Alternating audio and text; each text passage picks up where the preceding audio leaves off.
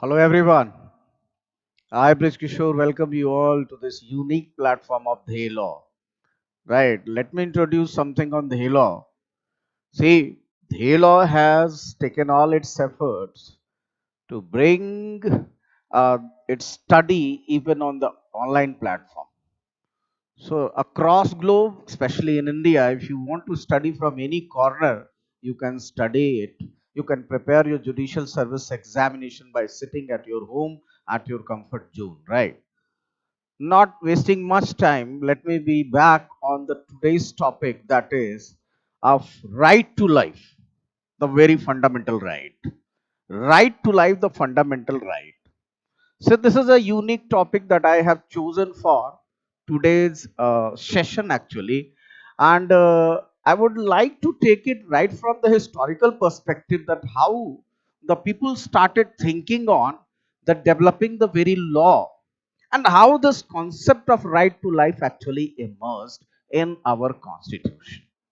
So I would like to drag your attention way back to the aspect of the very Magna Carta. Magna Carta, which is the modern human rights principle, right? It is a unique document. It is a foundational document which talks on the perspective of modern human right principle. It talks on modern human rights principle, right?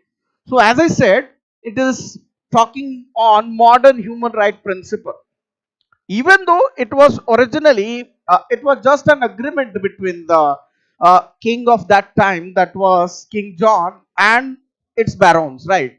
But you must have it in mind, आपको ये सोचना होगा, आपको ये समझना होगा, you should have it in mind that it has the nexus with the human rights. It has the very nexus with the human rights, right? And later on, it influenced the democratic government. So, as I say, it influenced the democratic governance, right? As well as the legal protection aspects, legal protection agencies, right? That they should take care of the things that were provided, or the things that were guided right from the Magna Carta. So it is as I said, it is the fundamental document on the very human right principle. Very human right principle. Now, when you see Article 21, which talks about right to life, is somehow, or it is purely attached with the very human right principle. It talks about, it cares about the human right principle. It talks about and cares about the very human right principle. Now, what was the key connection to human rights? Now, how this Magna Carta, see, why I am taking your attention way back to Magna Carta of 1215, because I strongly believe that to understand any law better, what you have to do is you have to trace back to the history. You have to go back to the history, the historical development. Right now, I can put one example why I am doing so. I am doing so particularly that think about the interpretational rule or the rules of interpretation, which is also known as mischief rule or Hayden's rule. So when you want to be guided in terms of mischief rule, you have to trace back the mischief, trace back that the law why it was made for, or to eradicate which mischief it was made for, right? So on that pretext, I can say, on that very aspect, I can say that yes, to understand better the Article 21, the right to life, the very fundamental right, which is heart and soul of all the fundamental rights, as said by Honorable Apex Court, you should understand it, that you have to understand that where from it the, when the people started thinking of that we should have some sort of very human right, very short of, that is a fundamental right, or like right to life. So the Magna Carta established that one, and the things that were associated with the key connections that were having the association with the human rights were, number one was due process and fair trial. Due process and fair trial. Now, what is this due process and what is this fair trial? See, when a person is charged of some offense, definitely he is deprived of some of his aspects of liberty. Some of his aspects of liberty. What it says, individuals have the right to a fair trial. Now, when I use the word fair trial, I am emphasizing also on the word that is right to speedy trial. Now, we very well know that right to speedy trial as a part of Article 21, which is guaranteed by the very Constitution of India. Article 21 that talks about a right to speedy trial. So, the fairness is in this aspect also, that there must be speedy trial, that there must be a speedy justice. There must be a speedy justice, right? So it should be right to a fair trial and protection from arbitrary imprisonment. Now, nobody should be arbitrarily imprisoned, because if you imprison somebody arbitrarily, the very aspect of the right to life gets disturbed, or it is affected, right? So it is in reflected in legal traditions like habeas corpus.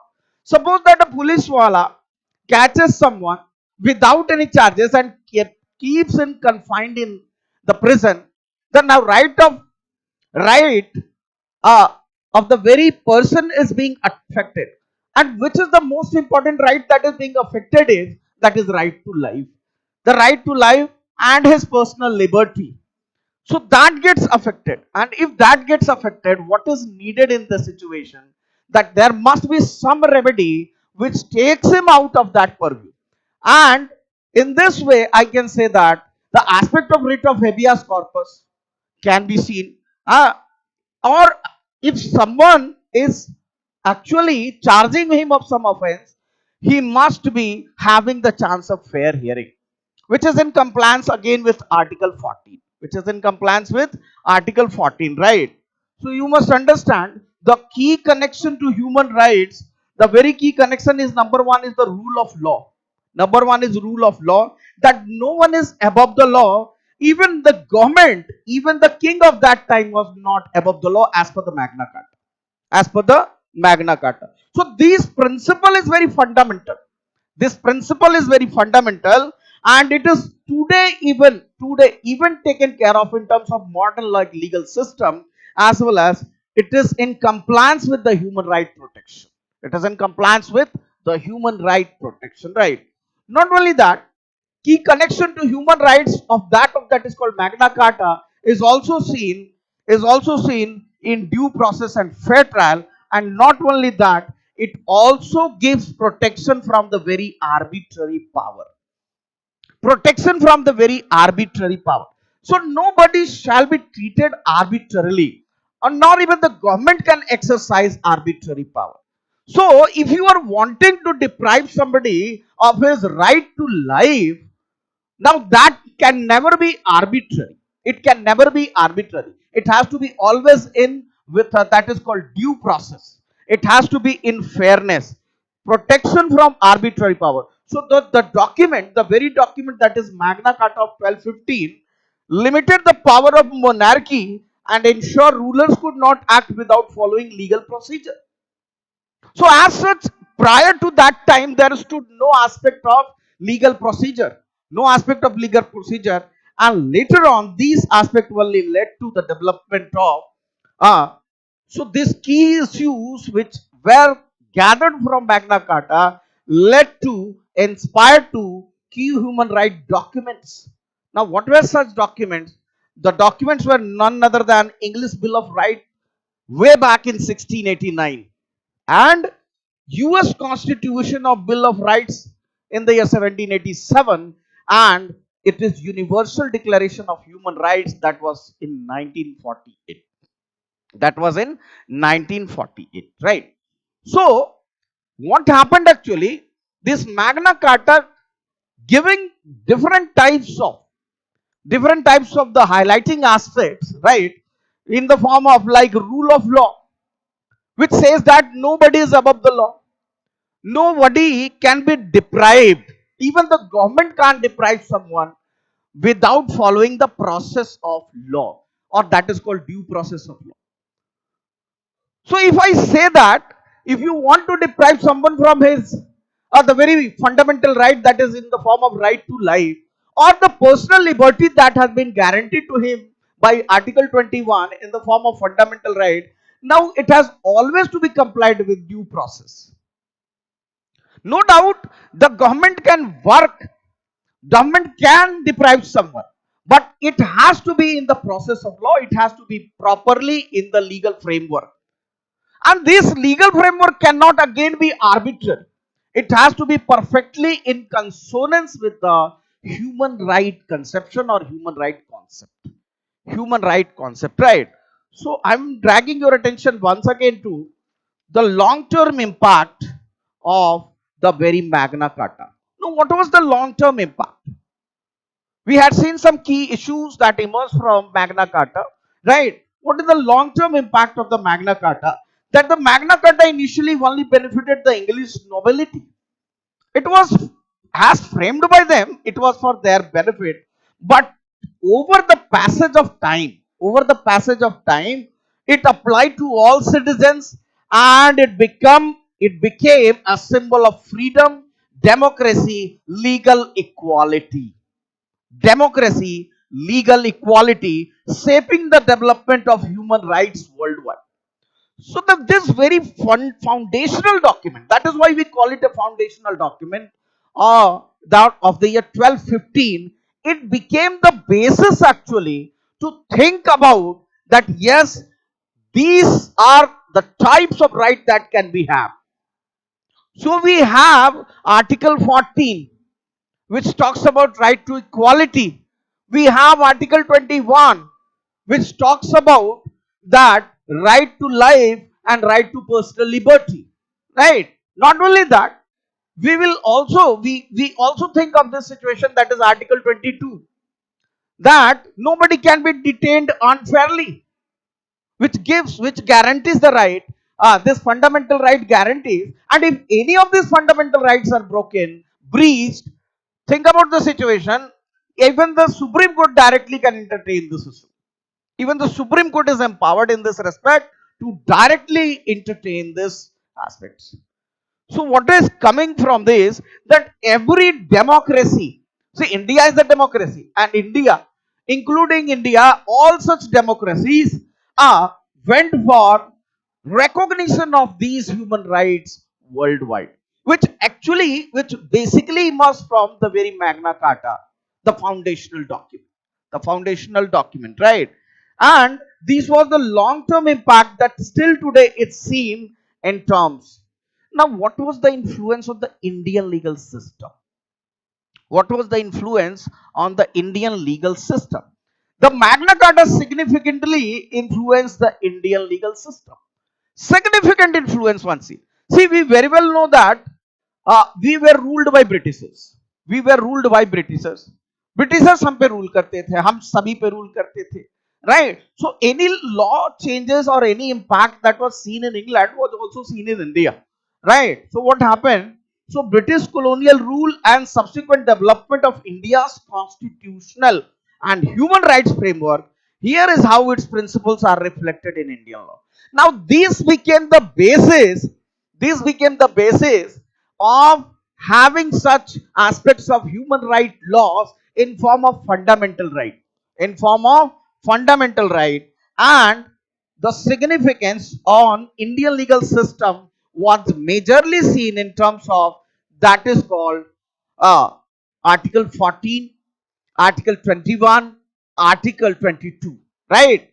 Let me talk about first of all influence. So the fundamental rights that are enshrined in part 3 of the Constitution, right from Article 12 to 35.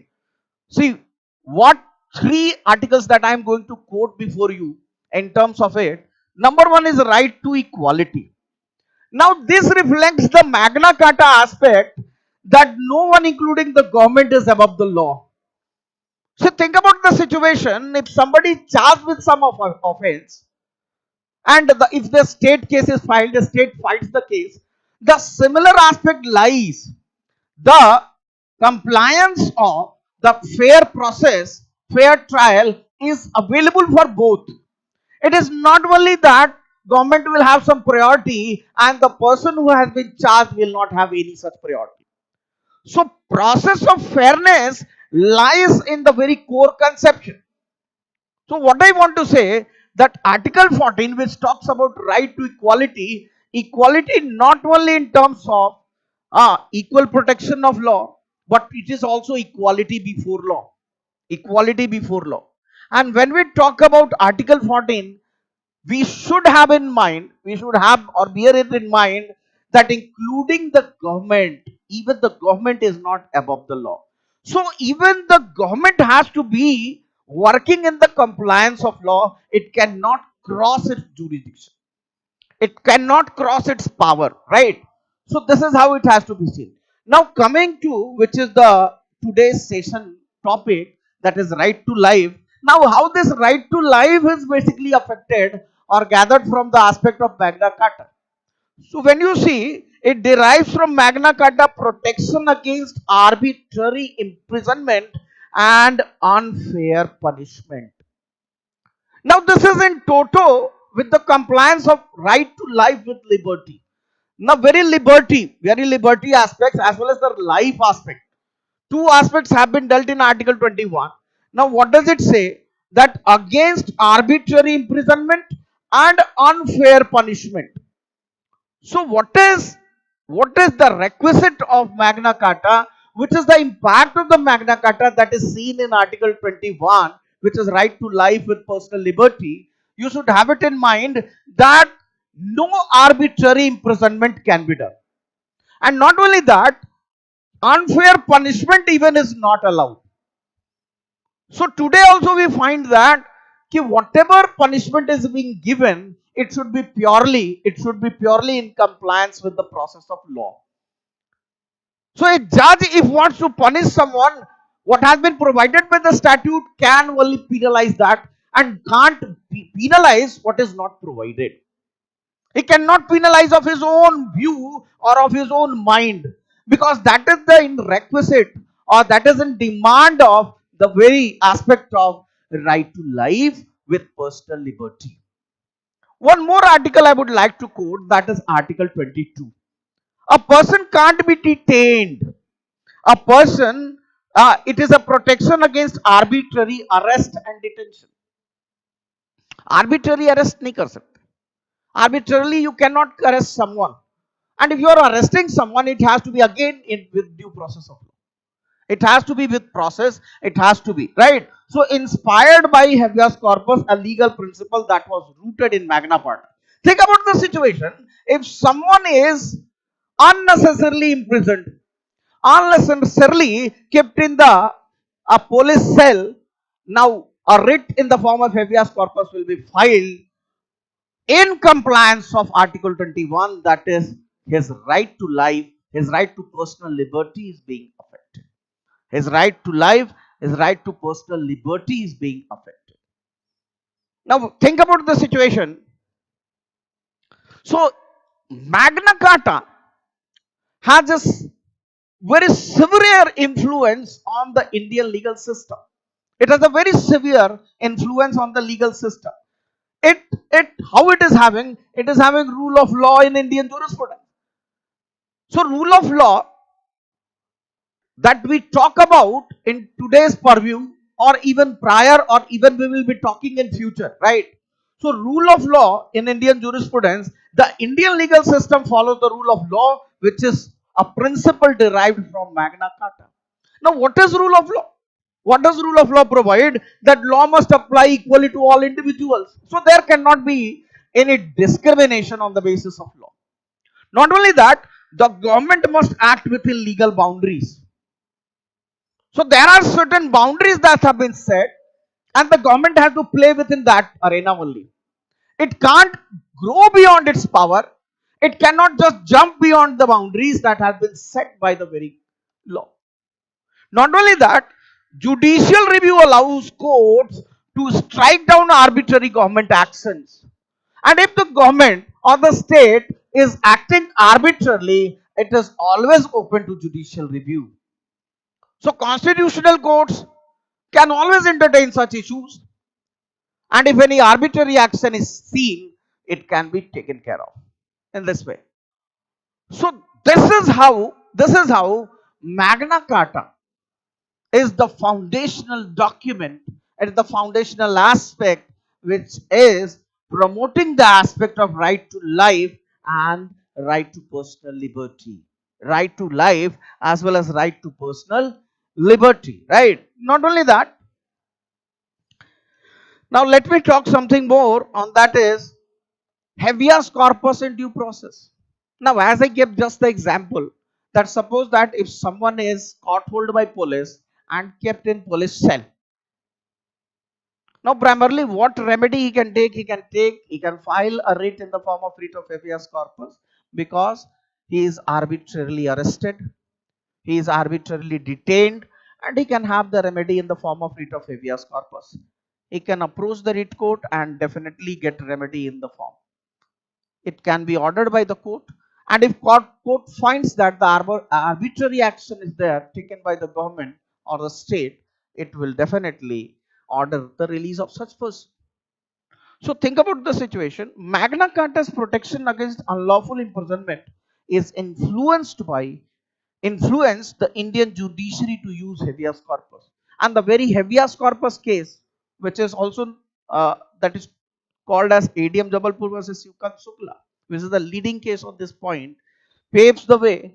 The Supreme Court faced challenges in upholding the personal liberty. It was the time of emergency, and the Supreme Court faced very challenges, but the later court reaffirmed that habeas corpus is as a fundamental safeguard. So it is a fundamental safeguard which protects the very right to life with personal liberty of that particular person. Since that is in violation of Article 22 and also Article 21, so it has to be seen in this pretext, and court is always open to give relief in the form of writ of habeas corpus. So not only that, Article 21, when I talk about right to life with personal liberty, I do have to say that Supreme Court, Supreme Court calls it, Supreme Court calls it the heart of all fundamental right. The heart of all fundamental right. So you can have different articles that are provided within 12 to 35 closely associated with this Article 21. Now, Article 21, as said by Supreme Court, that it is the heart of all fundamental right, it has to be borne in mind that if you talk about Article 19, if it is about Article 19, which talks about speech and expression, right? So, speech and expression is the part of one of the aspect of right to life, right to personal liberty, right? It is also associated. If someone is detained, now let me talk about Article 22. If somebody is arbitrarily caught hold by police, now he can have a, what is basically affected all the time is Article 21, which guarantees in the form of fundamental right, the very fundamental right, that is right to life. Right to life. Since the very individual is going to be affected all the time, so direct or indirect way, all the time you will be finding what is affected is right to life and personal liberty. The personal liberty of that person is at stake. The right to life is at stake. So what is requisite of, what is the requisite or what is the demand of the time? Demand of the time is that it must have a broader aspect. It must have a broader aspect, right? So right to life has a very broad aspect. But as now I would like to quote here the landmark case of A.K. Gopalan of the year 1950. Now these had a narrower perspective which was overturned in Maneka Gandhi case. Maneka Gandhi case. Now how it was narrow and how Maneka Gandhi was broader, why it overturned, let us come to this issue. Now what was the belief of the judges of the time in A.K. Gopalan case, that every action of the state must be by procedure established by law. Procedure established if complied, procedure established by law if complied, it will suffice. And this is how the perspective of A.K. Gopalan was narrow. The perspective of A.K. Gopalan was narrow. Now this was overturned in Maneka Gandhi, And they have brought the concept of due process. Due process. That if you are depriving someone with the personal liberty aspect, if you are depriving someone with right to move freely, right to go abroad, then it must be by following due process. It must be by following due process. The question is the due process provided in Indian Constitution? Then we see that the court of that time, the judges of that time, in the case of Maneka Gandhi, took it from the American Constitution, took the help of American Constitution, and they provided the aspect of due process. The due process is the fundamental aspect, and if any action is being taken by the state, if any action is taken by the government, it has to be complied with due process. Any executive action cannot be arbitrary, it must comply at least the due process. Now, what was the due process in that time? That if you are depriving someone, the facts of the Maneka Gandhi is that her passports were impounded. So, uh, what was the pleading that was put before the court, and the judgment of the court, what was given in terms, was that if you are depriving someone with that particular right, that is right to move freely abroad, which is also a fundamental right and form of right to life, now it must be done in by complying the due process. It must be in always in compliance with due process. So even if the statute is silent, at least principle of natural justice must be complied. At least the principle of natural justice must be complied. So any arbitrary action which is incapacity to affect the person, affect the individual concerned, and his incapacity to affect his personal liberty, his personal liberty to move somewhere.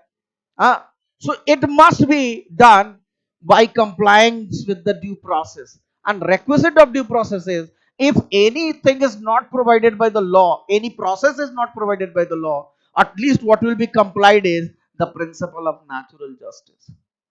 So Gopalan case was narrowed to the perspective that you must be, if the government is taking actions by following the processes, by following the process or procedure established by law, it suffices the very requirement, which was little narrower perspective, which was overturned in Maneka Gandhi case by giving that any action, any state action cannot be arbitrary, and at least if nothing is provided in that, what has to be complied is the principle of natural justice.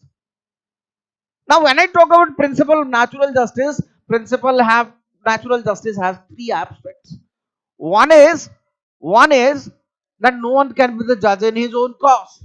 The second one is adi alteram partem, that is hear the other side. So here what was required was hear the other side, give him the opportunity, give the person next opportunity who is being affected. So he must be provided with the proper opportunity. Let him put forth his matter. So this is how Maneka Gandhi overturned the Gopalan case. Now, when I talk about the list, that is, we can talk in terms the list of rights that we can keep or think of under Article 21. Under Article 21 as a broad list, and some of the things that I can put forth before you all is the first one, that is right to privacy. Now, right to privacy is also right to life, associated with right to life. So, and this was as held in K.S. Puttaswamy case. The second list of right that I can put before you in terms of Article 21 is right to go abroad. Right to go abroad. Now, this is in terms we can talk in Maneka Gandhi case. The third one is right to shelter. And the landmark case that we will be talking on this is right to shelter, that we will be talking is Olga Tellis case. Now, let me talk little on Olga Tellis case. This case is also discussed in environmental law, and this case is also talked in terms of Article 21, that if you are depriving someone with shelter. Now let me put it in this way: the Olga Tellis case is very much famous for the reason that there were pavement dwellers, there were pavement dwellers who were staying on the streets of Bombay. The Bombay Municipal Corporation (BMC) kicked them off, kicked them off of their very shelter, and just threw away everything. There was PIL in the Supreme Court of India on this pretext that no one can be deprived of his right to shelter. And the very right was recognized. The very right was recognized by Honorable Apex Court, Honorable Supreme Court, that yes, right to shelter is also right associated with, or it is having nexus with, that is called right to life. It is the part of right to life. It is the part of right to life. The next list that I can put forth in this scenario is the right that we can discuss on pretext of right to life with personal liberty is right against solitary confinement. Right against solitary confinement. Solitary confinement. Not only that, we can also discuss right to social justice, right to social justice and social justice and economic empowerment. Economic empowerment. Economic empowerment. We can talk on this pretext also. Not only that, the list is too long. Right against handcuffing. There was a landmark judgment on this point, right against handcuffing. We will be discussing this also on the basis of judgment. Not only that, right against custodial death. Right against custodial death. Not only that, it is right against delayed execution. Delayed execution. Right of having doctor assistance. Right to pollution free water, pollution free air. Right. So Delhi is facing severely. Always in the time of winters, you will find that there is an issue across the country, across the globe, that there is always problem with Delhi, that environmental pollution rises to such a level. Now all the time the court has to take the notice, take the cognizance of the matter and proceed with certain directions. So why does the court do this? Because the very right to life of the citizens prevailing there, staying there, is being affected. Not only that, the list is too long. Right of every child of full development. Not only that, the list also includes, that is, right to health and medical aid. Right to health and medical aid, and not only that, protection of under trials. Right to life include protection of under trials. Under trials. So these number of lists that we will be discussing tomorrow, we will be discussing with various judgments. I will be bringing judgments on all these points, and we will be discussing right from A.K. Gopalan case. We will be then discussing Maneka Gandhi case. We will be again discussing that is called Olga Tellis case.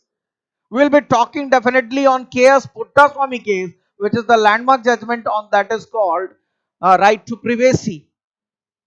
We will be talking on the how privacy is connected or associated with right to life. Not only that, we will be also talking about right against handcuffing.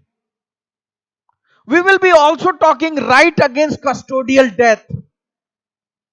Since this is the fundamental right, this is the heart and soul of the fundamental right, which is Article 21, which guarantees right to life with personal liberty. Now that can't be affected by any state arbitrary action. And if it has to be done, it has to be done in due process. It has to be by due process. Because at the end of the day, what should prevail is the rule of law. And the requisite of rule of law is no one is above the law. I remember the words of Kelson that constitution is the grand norm. And since the constitution is the grand norm, nobody can be beyond it. No authority can be beyond it. No law can be beyond it. So, talking on all this pretext, tomorrow we will be coming with the landmark judgments of K.S. Putta Swami. We will be coming with the landmark judgment of that is called Olga Tellis. Not only that, I will be also discussing on every child's full development. We will be also talking of health and medical aid. We will be also discussing on that is called protection of under trials. Protection of under trials. So with this, I would like to conclude the today's session. Very much thank you. Hope you enjoyed this session, and we will be meeting tomorrow at the same time, and we will be talking on the landmark judgments. See, as I said today, that to understand any law, to understand better any law, you have to trace back to the historical development. And that is one such reason why I took you way back to 1215, the very important document which was Magna Carta. Magna Carta, which paved way for different human rights, universal human rights, and all that. And these fundamental rights are somehow in compliance with, or somehow in sense with that is called universal human rights. So a citizen should have some sort of fundamental rights which are in consonance with, which are in line with Universal Declaration of Human Rights and Article 21 as said by Honorable Apex Court, that is in the heart and soul of the fundamental right. Because all the time you will find what is affected is an individual's personal liberty or his right to life is being affected. So I will be coming up with certain judgments, a very landmark judgments, very important judgments, and we will be discussing one by one tomorrow, which are very much uh, discussed, which are very much talked on the point of right to life and personal liberty. Thank you so much. And before ending the session, I would again emphasize on the point that the law, as I said, had started its online classes, live classes. So you can join from any corner of India, and you can be benefited for preparing your judicial services examination. So thank you so much. Hope you enjoyed the session. Thank you.